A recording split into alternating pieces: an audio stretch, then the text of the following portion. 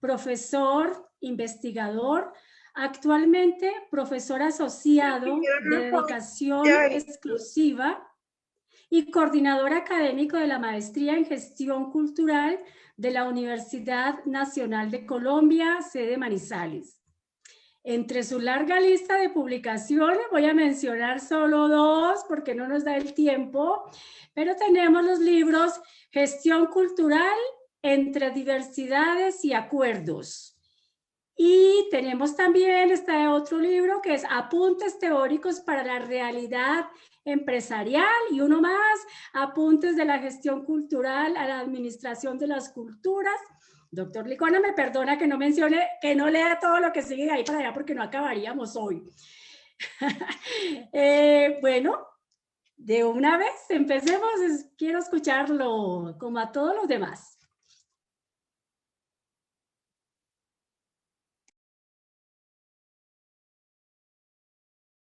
No se te está escuchando, Winston. Bueno, excusen, esas son las pasadas de este trabajo de conectividad, ¿no? Decía que un saludo muy especial a la Universidad de Boyacá, un saludo muy especial también a Clara Jenny, gracias por haberme invitado. Un saludo a todos los participantes, a los colegas que me han antecedido, que me han dejado asombrado. Me hago así porque con dichos planteamientos han dado a una motivación de conversar y que estimula hablar sobre este tema tan hermoso como es el de la literatura y el de la vida que narra allí de esa familia tan interesante, ¿no? A mí de una vez me hizo recordar enseguida esos momentos, porque es que Héctor Abad Gómez fue, y ustedes lo han tocado, pero falta precisar que fue un gran defensor de los derechos humanos en Colombia. Y que justamente cómo se crearon alianzas entre sectores liberales, conservadores, comunistas del momento para lanzar un grito de alerta a Colombia y al mundo sobre el problema de la violación sistemática de los derechos humanos en todas las regiones del país, porque esto no tenía casi que excepciones.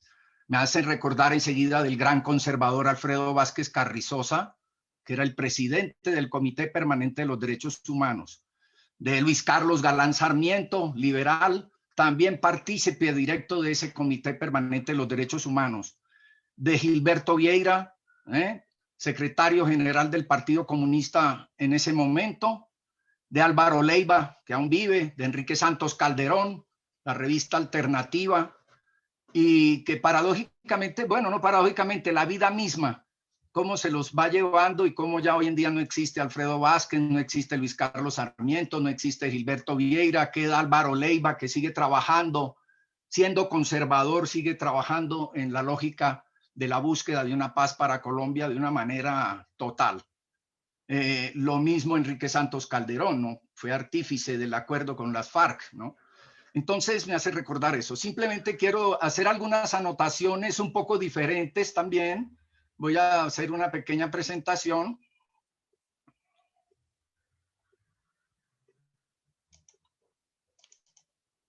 ¿Ya está ahí? Sí. Para hacer algunas anotaciones a propósito de cómo se ha ido motivando la reflexión nuevamente sobre el olvido que seremos, dado que está próxima a exhibirse la película El olvido que seremos, de Fernando Trueba, y esto es que no me deja leer, de Fernando Trueba, español, y que entonces eso también nos llama la atención sobre mirar cómo son las narrativas literarias en relación con lo cinematográfico, para hacer finalmente algún puntito sobre el tema nuevamente del padre Héctor Abad Gómez. En primer lugar, esta frase, 2 lenguajes de un matrimonio mal habido que nunca se pueden separar. Esa es una frase de nuestro Nobel García Márquez en una entrevista que le hacían, que qué opinaba de la literatura y el cine. Y argumentaba entonces con esa frase que decía, la literatura y el cine son un matrimonio mal habido. Nunca se pueden separar, pero siempre andarán juntos. Entonces quiero señalar que justamente la novela narra por encima de lo fijo y lo inevitable ¿Por qué? Porque fíjense que todo lo que ustedes han traído a colación son tips que contiene la novela, y que la novela es bastante, totalmente, en mi opinión, biográfica. Yo no soy literato, confieso, yo soy ese economista un poquito más racional, ¿no? Que me he metido en la actividad cultural con todo mi empeño.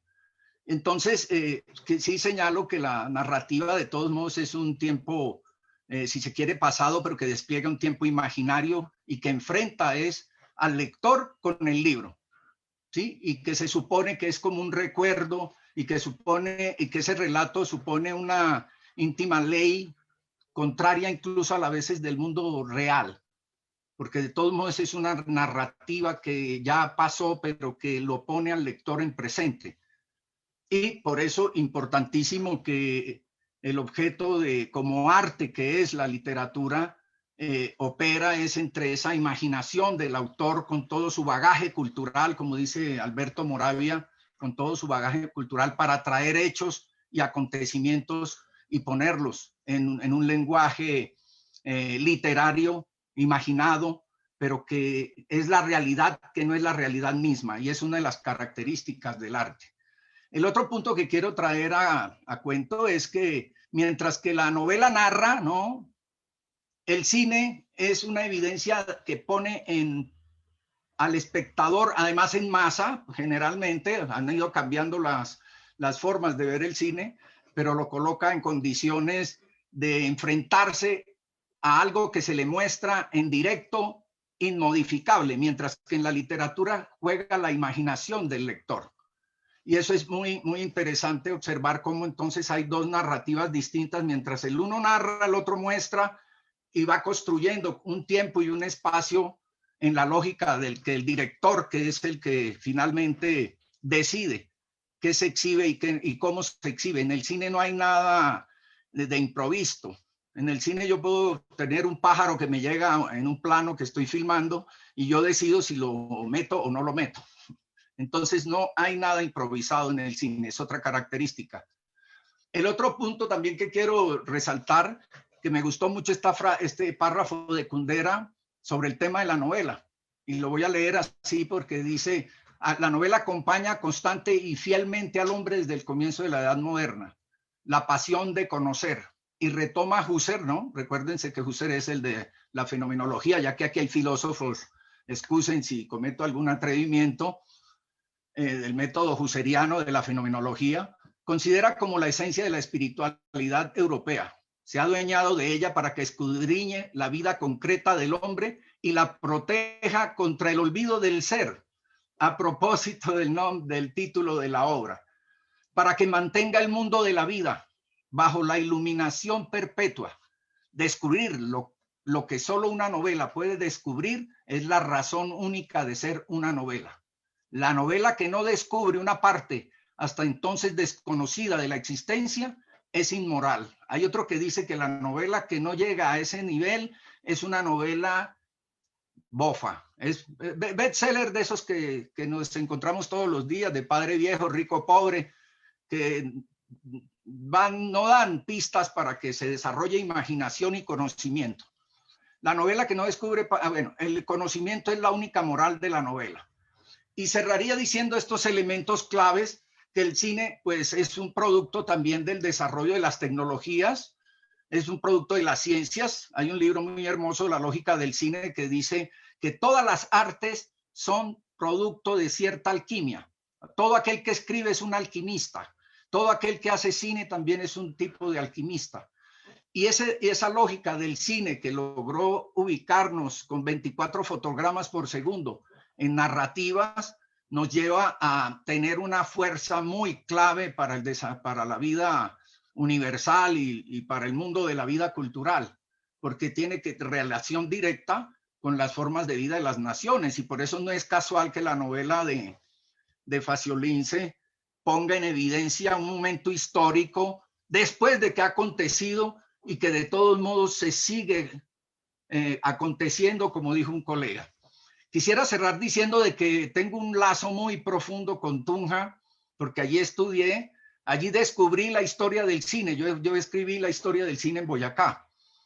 que está por allí en los archivos.